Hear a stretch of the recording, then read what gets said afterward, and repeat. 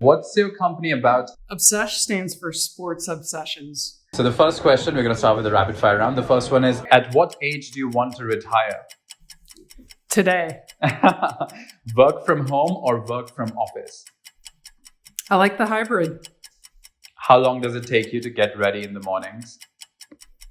6 minutes. In one sentence, describe to me a problem that your company is facing. Shit, that's a good one. I've got about 10.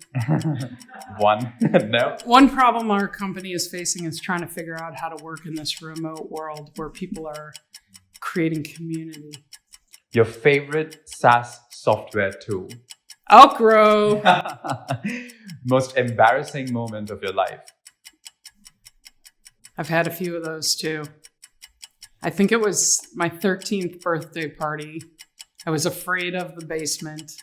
My mother threw me a surprise birthday party, and I hit the ground so hard, I might have peed my pants. I was surprised. The next question, who's Peter Thiel? Say that again? Peter Thiel. Who's Peter Thiel? Never heard of the guy. The first movie that comes to your mind when I say the word ambition? Rocky. Your favorite app? Tender greens. Food on demand really fast. How many hours of sleep can you survive on? 2 for a couple days. Fill in the blank. An upcoming marketing trend is blank. Content is the currency we all connect with and struggle with. The city in which the best kiss of your life happened? Minneapolis. Pick one, Mark Zuckerberg or Jack Dorsey? Ooh. Jack Dorsey. When did you last cry and why? I cried a couple weeks ago at a really heartfelt movie about a little boy. The biggest mistake of your career? Not building Obsesh earlier. How do you relax? Meditation. How many speakers at this conference can you name and name them? 1, Tracy Benson. How many cups of coffee do you drink per day? Ooh, those that know me, about 6. Espresso. A habit of yours that you hate? Putting off presentation development until 24 hours before the presentation. The most valuable skill you've learned in life? Listening. Okay, and the last question is your favorite Netflix show? Sex education. Yeah, it's brilliant. Okay, that was the end of the rapid fire round. You didn't skip any questions, so you did quite well. I was going to skip the Peter Thiel and the Mark Zuckerberg and the Dorsey. All right, what's the story behind the name Obsesh? So the story behind the company is we're building a platform to help athlete creators be able to monetize and secure their future. So our marketplace is two-sided, and we connect top pro athletes and Olympians with young competitive players to learn how to grow, train, and get coaching one-to-one. We make one-to-one access scalable and easy for athletes. So I guess it's a sports marketplace platform of sorts. Have you any plans to take advantage of the recent revolution in US law that allows athletes, including those only in college, much greater rights over their image and name? Absolutely. Name, image, and likeness has been a regulated law by the governing body of the NCAA for better part of over 70 years. So imagine the decades we've had of industrial age, internet age, web 1.0, 2.0, 3.0, and 100% Obsesh was born for athletes to monetize our own name, image, and likeness. And we're doing that really well. And having been an athlete yourself, how do you think this industry has changed over time, and what made you get into revolutionizing the industry in this way? Yeah, that's a great question. when I came out of college, like so many athletes that were Division I, and you were very focused, you were, whether you were a full scholarship or not, you went to college to be an athlete. School was always secondary. And so out of college, I wanted to be that athlete, and I was that athlete for several years. And no different than the problem we're solving, which has been around for a long time, is I couldn't make any money.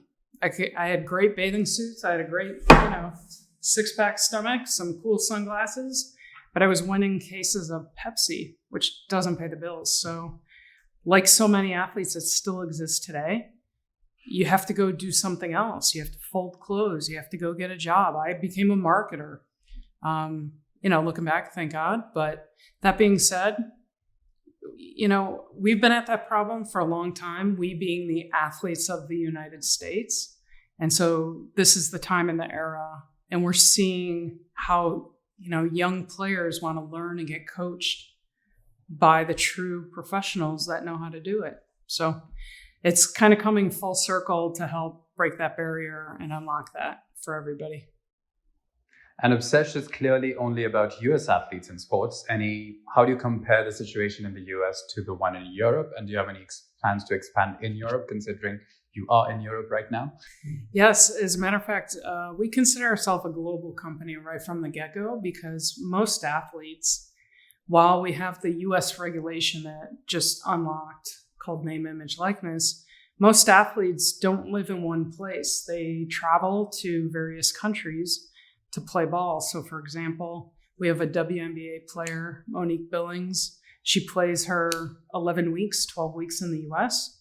She then goes off to Australia, Germany, any number of countries to play in order to be able to make money. And so we consider ourselves a global company because athletes are global, nomads. They live wherever their sport is, where their season is.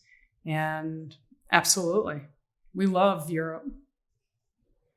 So you're the hashtag Pride presenter at TNW. What is that? What is your view, especially with the treatment within American business of LGBTQ individuals in the face of a retreat in public policy in some states like Florida? Do you have any views that you'd like to express today here? I have a lot of views about being queer founder. I'm really thankful that the Next Web and everybody at Outgrow wants to talk about it and bring that education and awareness to everybody. So yes, I am the Pride presenter. I'm pretty thrilled because the last time I was in Amsterdam for Pride, which really is not until the end of July here, but we're going to celebrate on Pride for the US. I was in the Pride parade here in Amsterdam, and it was a fucking party. On the water, about 2 million people. So that is my best memory. So this one's a little different. I'm going to be on a tech stage. I'm not sure there will be 2 million people there. There won't, but I'm really eager to talk to people and educate them about what is the queer essential guide, the ultimate guide for navigating Silicon Valley, which is where I live in San Francisco, as a startup founder and somebody in the queer community, whether you're non-binary, fluid, any acronym we have, we love them all. So I'm excited to educate this conference. And no better place to do it than Amsterdam, because Amsterdam is so progressive, and since the early 80s, they've really shaped so many trends. And the last question is, what would you be doing if not this? Here today? No, in life in general. In life? Gosh, if I could go back, the note to my younger self would say, somebody has built Obsesh. I could have stayed playing for much longer. I probably wouldn't have gone on to be, a marketer and growing as a chief marketer, and then a chief marketing and digital officer, and then chief marketing, digital, and product. Probably wouldn't have done all that. Maybe I would have just traveled like a nomad in a nice little Sprinter van, done that up, played ball, coached people along the way, and kind of lived in what I call the creator economy, which is what we're finally getting to for everybody here today.